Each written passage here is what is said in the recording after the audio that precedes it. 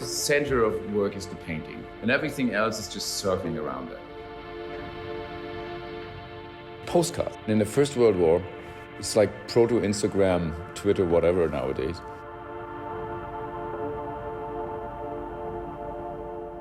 All the paintings are based on this one postcard.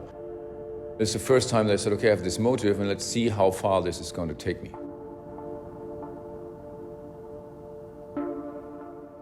That's where the drawings come from. And the drawings were more experiment because I never drew with ink.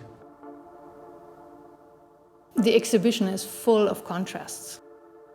It takes place in a very old building in Venice, in an Atheneum. It is very striking to see the correspondence between the old and the new paintings. Daniel Richter is very literate and very knowledgeable about the history of art and the history of painting.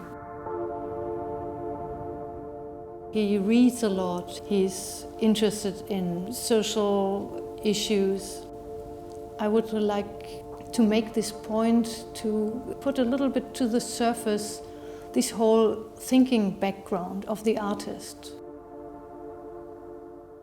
I think subconsciously I need something like a drama, a motive that keeps my brain going. The series which is exhibited in the exhibition Limbo are brand new paintings, and they mark a kind of pivotal point in a development which started in 2015. The paintings are very bodily, they're very physical. The place used to be a limbo for those being sentenced to death, not knowing whether they ever would get out of this strange place before entering hell or heaven.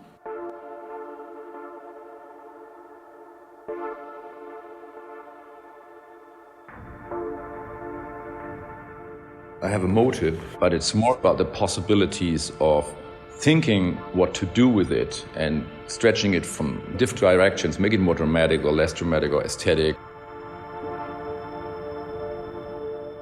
He himself is also provoking this constant change and constant reflecting and questioning what you are doing and constantly reinventing yourself to reinvent painting.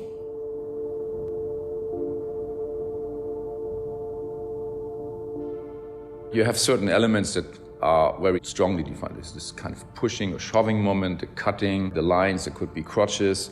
There's like sometimes faces, sometimes not.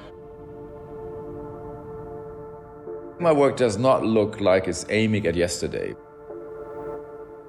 The challenge is to transform this first level into something that is interesting for me.